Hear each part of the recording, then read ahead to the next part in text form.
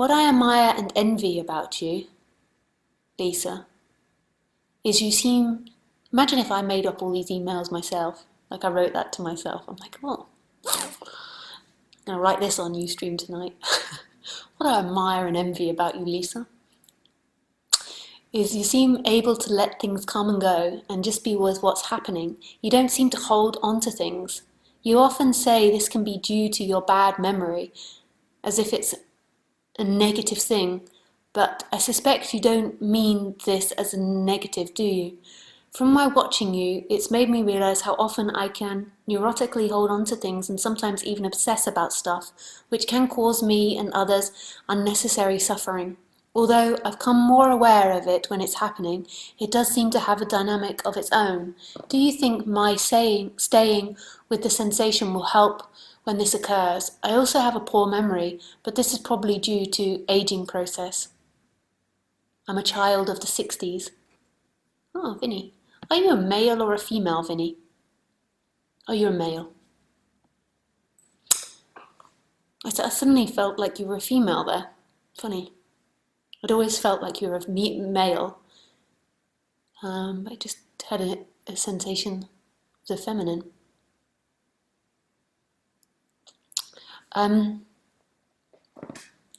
So, that's a great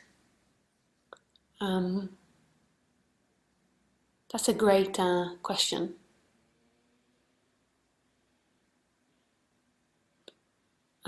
First of all, though, projection onto me. I don't know if I know you personally, so maybe you have spent time with me. I'm not denying that that's the way that I am now, or that this way this body is now, but the projection onto me, notice that we don't see a people objectively. We see what we need or we want to see in them, which isn't necessarily a bad thing, because by recognizing that in Lisa, it might complete and undo something in you. But notice how you think there's a you that's in relationship with Lisa. But actually that you appears in the same way Lisa does, in the same space of knowing, but you're identified with one more than the other. When there was awakening, there was a dramatic change. I think it's also a combination with the bad memory as well, which does make things come and go very easily. But, you know, I can be a pain in the arse. I'm sure that I can piss people off as well. I do piss people off. So, you know, it's easy to put things onto me. You know, I can piss people off I can be quite pedantic about certain things. I can be a perfectionist. I can also be not a perfectionist. I can be really messy, but I can be a perfectionist when I'm working. So therefore I can repetitively ask someone, and then sometimes I forget that I've asked them, so I can repetitively tell them again and again I want it a certain way. So, you know, humans are humans. But it did massively change, so all that obsessive thinking that I used to get stuck in, and wanting people to see me a certain way, and trying to convince people I'm a certain way, and trying to, those sorts of things fell away. Forgot what you said.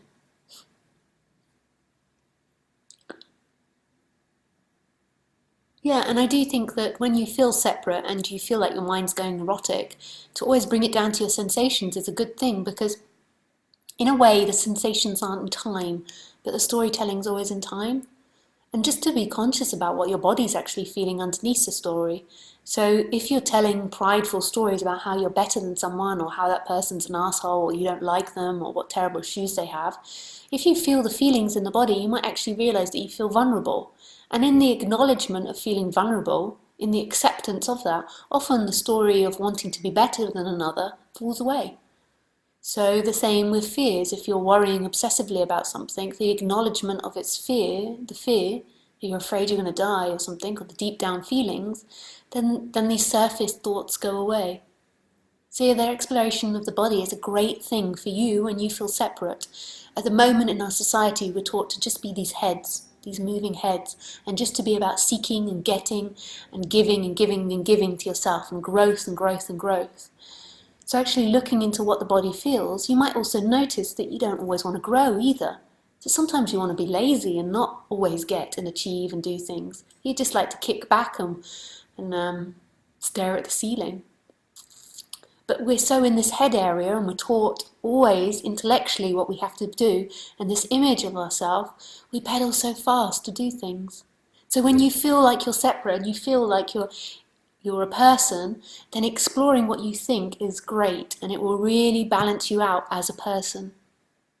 Then the waking up is the recognition that that person is appearing in boundlessness, in freedom, and that person isn't a separate experiencer.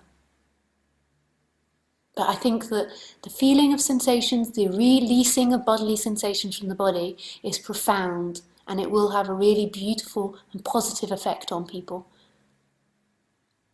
But non-duality is then the questioning of that person that does that. But you can do that simultaneously. I did.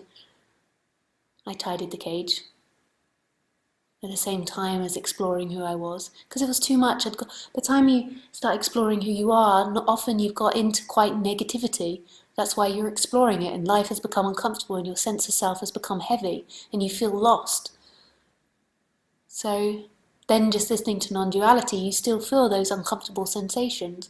So exploring those sensations is a great way to relax and release them and become more aware of who you are and what you like and what you don't like and what you actually want and don't want. But don't do it too intellectually. Don't stay in the brain. Feel the body. Let the attention, move the attention to the body and the areas in the body. And then when you feel more relaxed and you feel more happy, then there can be a listening to non-duality or a questioning of who you are, and see that that person that's doing all of that isn't actually an experiencer, but is an experience. And that person actually doesn't have free will, but it appears to have free will.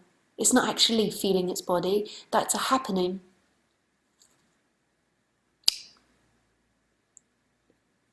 That's a happening. It's beautiful. Okay.